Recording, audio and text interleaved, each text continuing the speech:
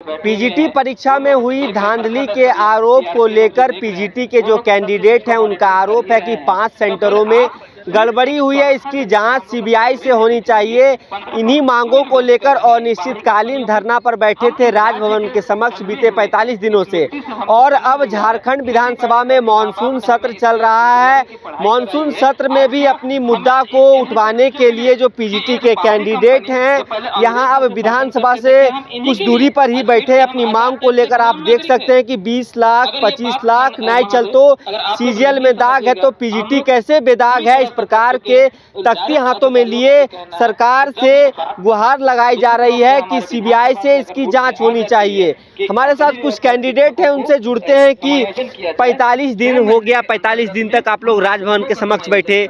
अब मानसून सत्र चल रहा है, मानसून सत्र में अलग अलग मुद्दे गूंज रहे हैं। आपका मुद्दा क्या मुखरता से पक्ष या विपक्ष के नेताओं ने रख पाया? देखिए 45 दिन तक धरना दिए। 45 दिन में दो चीज़ तो देखने को मिला कि एक मुखबधिर जो था 4 माह का वेतन लेने के बाद वो बोलने लगा था, जो हम लोग आंदोलन के कारण ही उसको निकालना पड़ा। आंदोलन का ही देन था कि उसको टंकन में गड़बड़ी को देखने को मिलता है और जो व्यक्ति बिना पैसा दिए हुए रहता है उसको सफल व्यक्ति को असफल कर देता है, परीक्षा फल से बाहर कर देता है।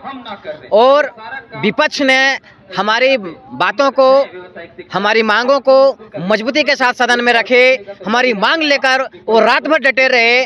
लेकिन देखिए ये सरकार जो है, दबंग सरकार कहा जाता है इसको, ये दबंग सरकार ने क्या किया, उन लोगों को निलंबित कर देते हैं ताकि छात्रों की बात को नहीं रखे। वो चाहते हैं कि हम इसी तरह से सबको, जिस तरह से छात्रों को दबाते हैं, विधायकों को भी इस तरह से दबा कर रखेंगे। प्रत्येक व्यक्ति को दबाना चाहते हैं, शोषण करना चाहते हैं। आज इतने लोगों को शोषण किए हुए हैं कि सैया दीदी भी लोग देखिए 5000 की संख्या में लोग आए हुए हैं। हर अपने मांग को लेकर देखिए पूरा मैदान भरा हुआ है। तो ये सरकार जो है हमेशा शोषण करना जानती है, पैसे वालों की सरकार है, बाहरियों से घिरी हुई है, बाहरियों से इसको बहुत प्रेम है। और बाहरियों से प्रेम होने के कारण 60-40 नियोजन नीति के तहत सारे बाहरियों लोगों को हर नियुक्ति में वो बहाल किए जाते हैं। पहली बात तो यहाँ तो नियुक्ति होती नहीं है, और जो भी नियुक्ति होती है वो सिर्फ बाहरियों को घुसाने का एक साठगांठ जुड़ा रहता है। अभी भी देखिएगा कि ऐसी हम लोग जो पीजीटी का एग्जाम जो लिया था वो कोई नया एजेंसी नहीं लिया था, ये सतवल इन्फोसल प्राइवेट लिमिटेड ने लिया था। यही सतवल इन्फोसल प्राइवेट लिमिटेड ने देखे थे कि सीजीएल का पेपर 2 दिन पहले बंदरबाट की तरह सब जगह, शादियों घर में और मैरिज हॉल्स में, होटल्स में, सब जगह रटवा के और 28 तारीख को एग्ज़ाम लिया था, 28 जनवरी 2024 को। लेकिन जब अचानक पेपर लीक का जब मैटर उठा तो देखे होंगे कि एक पेपर को वो रद्द करता है। जब हम लोग मांग करते हैं तो पेपर 2 और पेपर 3 को भी रद्द करता है, आगामी परीक्षा को भी स्थगित करता है। तो सीजीएल को पेपर को मैं भी प्रयोग कर चुका था। इसके पहले जो थे जेई का पेपर में भी प्रयोग किए, जिसको रद्द करना पड़ा। लेब असिस्टेंट में भी इसने जो प्रयोग किया, पीजीटी में तो पूरा प्रयोग करने की कोशिश किया। लेकिन हम लोग मांग में डटे हुए हैं और इसको सीबीआई जाँच जब तक नहीं होगा तब तक हम लोग डटे रहेंगे। और एक बात और बताना चाहते हैं कि हेमंत सोरेन अगर नहीं सुनेगी तो आगामी 2024 के विधानसभा चुनाव में यही हुआ जो है उनका हर जगह विरोध करेंगे। जिस विधानसभा जाएंगे, सभी अलग अलग विधानसभा क्षेत्र से आए हैं, एक भी विधायक इनका जीतेगा नहीं। सत्ता का मुंह कभी नहीं देखेंगे। विधानसभा में जितना दिन रहना है, जितना दिन को बहस करना है, जितना दिन जवाब देना है दें, लेकिन अगला बार इस विधायक एक भी यहाँ पर रिटर्न नहीं आना है। चलिए, सरकार को एक खुला अल्टीमेटम कह सकते हैं पीजीटी के कैंडिडेट दे रहे हैं। देखिए ये एक पोस्टर है कि नौकरी बेचना बंद करो। अच्छा, क्या लग रहा है कि अब तो आप लोग 45 दिन तक बैठे, विधानसभा में मुद्दा भी गूंज रहा है, पक्ष विपक्ष की ओर से बयानबाजी भी देखने को मिल रहा है। क्या लगता है कि सरकार सिर्फ इसे एक इशू बनाकर यूज करना चाह रही है? सर देखिए, इससे तो साफ जाहिर होता है कि सरकार इस मैटर पे सीरियस नहीं है। सरकार को झारखंड के एजुकेशन से कोई लेना देना नहीं है, यहाँ के गरीब बच्चों से कोई लेना देना नहीं है। क्यों? अगर वो होती, आप समझिए कि जो हम लोग आरोप लगा रहे हैं सरकार में, वो पिछले 45 दिनों से हम लोगों ने हर एक कदम पे सही साबित हो रहे हैं। सरकार एक भी संज्ञान नहीं ले रही है कि इस पे एक बार जांच कराए। अगर सरकार यहाँ के बच्चों को लेकर सीरियस होती, यहाँ के एजुकेशन सिस्टम को बेहतर करने की जरा से भी मंशा होती, तो सबसे पहले इनकी एक जांच कराती, और जांच कराने के बाद क्या इसमें सच्चाई नहीं, क्योंकि ऐसे टीचर जाएंगे तो बच्चे को अच्छी एजुकेशन नहीं देखते, क्वालिटी ऑफ एजुकेशन नहीं दे सकते हैं। अभी सर हम लोगों को सुनने में ये आ रहा है कि बहुत सारे जो बच्चे रिक्रूट हुए हैं ये पीजीटी टीचर में, वो बुक्स नहीं पढ़ने सक रहे हैं। ये वहाँ के प्रिंसिपल्स के जो है वो उनके फीडबैक है। बच्चे डायरेक्टली बोल रहे हैं कि हमको मतलब वो ऐसे सर पढ़ा रहे हैं, बच्चे डायरेक्ट अब आरोप लगा रहे हैं कि पैसा लेके आए का सर नहीं पढ़ा पा रहे हैं। तो समझ सकते हैं उन पे भी क्या मनसा है। अब सरकार को इससे सरकार की छवि अच्छी होगी कि खराब होगी? आप देखिए कि जो जितने भी सरकारी स्कूल के बच्चे हैं, सरकारी स्कूल के बच्चे कौन पढ़ते हैं? गरीब बच्चे पढ़ते हैं। क्या इनके इस एजुकेशन से एक भी ये भी इंजीनियरिंग का एग्जाम क्वालिफाई कर पाएंगे, नीट एग्जाम क्वालिफाई कर पाएंगे, ये डॉक्टर बन पाएंगे, इंजीनियर बन पाएंगे? कई जिनकी मनसा है। इन्होंने सीएम स्कूल ऑफ एक्सीलेंस बनाया है, हम भी इसके लिए वाहवाही देता हूँ हेमंत सरकार को, और हेमंत सोरेन के इसके लिए मैं कांग्रेचुलेशन करना चाहता हूँ कि आपने एक सोची थी कि केजरीवाल की तरह झारखंड के भी स्कूल को हम इस तरह से डेवलप करेंगे। लेकिन वो शायद ये जानना भूल गए कि सिर्फ बिल्डिंग बनाने से नहीं होगा, केजरीवाल की तरह आपको अच्छी टीचर भी रिक्रूट करना पड़ेगा, तभी वो बच्चे को पढ़ाएंगे। लेकिन ये चीज़ भूल गए, ये चीज़ स्किप हो गया उनसे। उनको सिर्फ लगा कि सिर्फ बिल्डिंग बनाना है और बिल्डिंग बनाने से काम होता है। अरे सर, बिल्डिंग बनाने से नहीं होता है, बिल्डिंग के साथ अच्छा टीचर को भी बनाना पड़ता है। वो तभी होगा जब एजुकेटेड लोग जाएंगे, आप परीक्षा पर सही से पास करके, अरे सब कुछ बेच दीजिए ना सर, बेचने के लिए तो बालू है, ईटा है, पत्थर है, झारखंड में इतने खनिज संपदा है, कम से कम यहाँ एजुकेशन को तो मत बेचिए। आज सरकार इस चीज़ को नहीं समझ रही है, लेकिन हर एक बच्चा हर एक गाँव का माहौल सर अभी इस टाइम पे ऐसा हो रखा है कि तैयारी मत कर, 20 लाख रुपया जुगाड़ कर नौकरी हो जातो।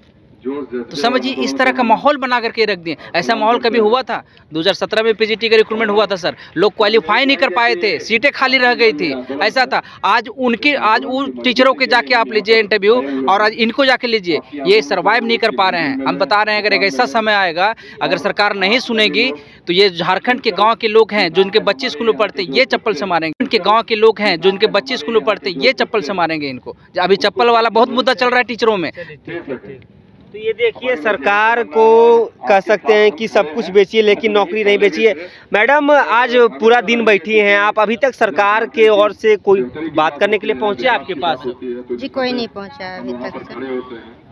क्या लग रहा है कि सिर्फ पीजीटी एक मुद्दा बन के रह जाएगा कि कुछ इसका हो पाएगा? जी नहीं, मुद्दा बन के क्यों रहेगा, इसको हम लोग आगे तक ले जाएंगे क्योंकि अगर हम लोग ये नहीं करते हैं ना, तो ये आने वाला समय के लिए झारखंड के लिए और झारखंड की युवा के लिए जो है ना, बहुत ही नकारात्मक सोच पैदा करेगा। लोग पढ़ना छोड़ देंगे, मेहनत करना छोड़ देंगे, जमीन बेचेंगे, 25 लाख रुपया का जुगाड़ करेंगे केवल।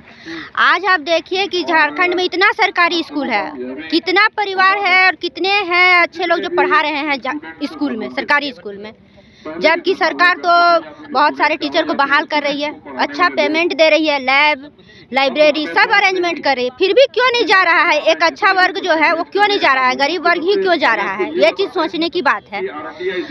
और ये इसलिए नहीं जा रहा है क्योंकि आम जनता जान रही है कि अभी किस तरह के टीचर वहाँ जा रहे हैं, किस तरह का मैनेजमेंट हो रहा है। अभी अब जैसे देखिए आप, पूरा 20 लाख और 25 लाख का मामला चल रहा है। हम लोग बस इसी मांग को अपना ये करें कि आप लोग CBI जाँच कराइए, जो पीजीटी घोटाला हुआ है उसमें सरकार हम लोग की आवाज़ सुन नहीं रही है और ना इसमें CBI जांच का आदेश दे रही है। अगर आदेश देती सरकार तो पता तो चल जाता ना, और आम जनता को भी विश्वास लगता कि हाँ जो भी टीचर गए हैं वो अच्छे गए हैं। उन्हें कहाँ से विश्वास होगा? ये बात आम जनता में फैल चुकी है कि जितना भी अभी टीचर गया है, बहुत सारे टीचर जो है पैसा देकर ही गए हैं।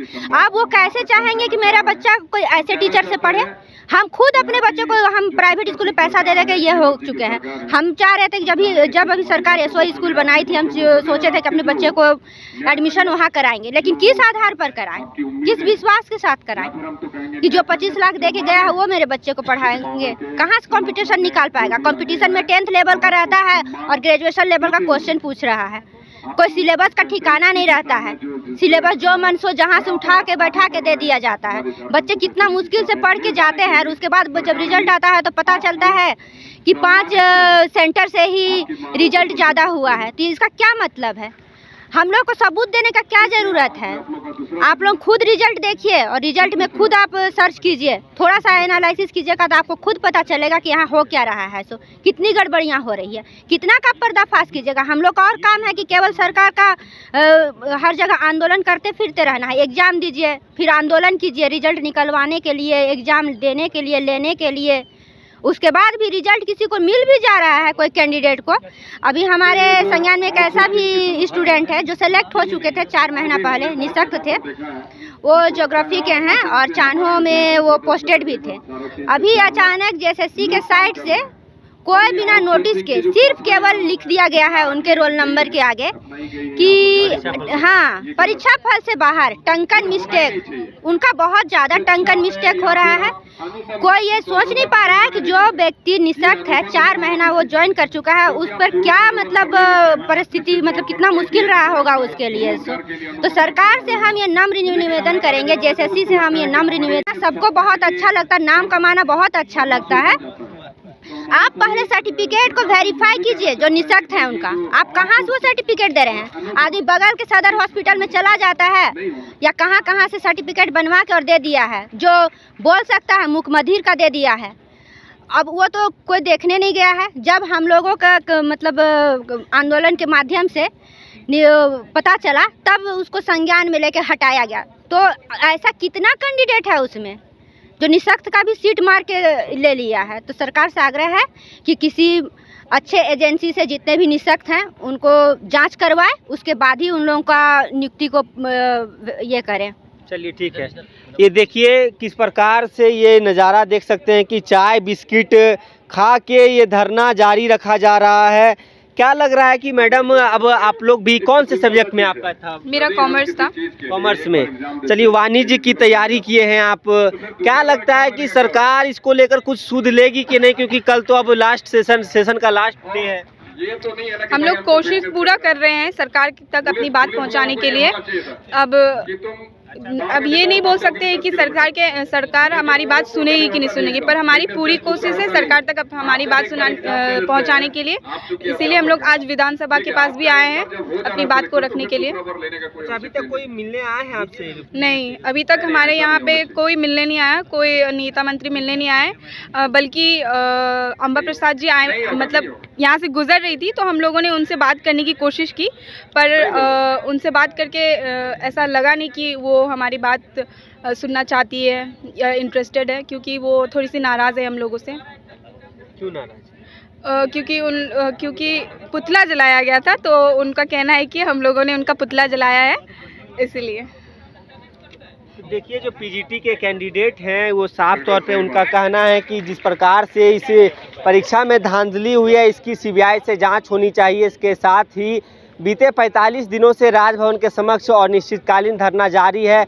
लेकिन क्या अब विधानसभा के मानसून सत्र का कल अंतिम दिन होने वाला है, अंतिम दिन भी पीजीटी का ये मुद्दा गूंजता है कि नहीं, यह देखना काफ़ी अहम होगा। अब यहाँ राजभवन छोड़कर जो पीजीटी के कैंडिडेट हैं, जिनका आरोप है कि 5 सेंटरों में जो धांधली हुई है उसकी जांच सीबीआई से हो, वो विधानसभा से कुछ दूरी पर जो धरना स्थल बनाया गया, यहाँ पहुँच के सरकार से लगातार गुहार कर रहे हैं। लेकिन जो पीजीटी के कैंडिडेट की यदि बात कर लें, इन्होंने कुछ और बातें बताई हैं कि कुछ कैंडिडेट को पहले सेलेक्ट कर लिया गया था, लेकिन उन्होंने 2-4 महीना तक सेवा दी, उसके बाद उन्हें परीक्षा फल से बाहर कह के निकाल दिया गया है। तो त्रुटियां फिर से पीजीटी में देखने को मिल रही है, इसकी भी जांच सीबीआई से ज़रूर होनी चाहिए। तो ये सरकार से पीजीटी के कैंडिडेट हैं, उनकी गुहार लगातार जारी है।